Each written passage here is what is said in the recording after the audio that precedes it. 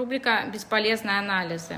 Нет смысла сдавать иммуноглобулин G к хеликобактеру пилори. Почему? Потому что существует золотой стандарт, а именно диагностика наличия хеликобактера в биопсийном материале.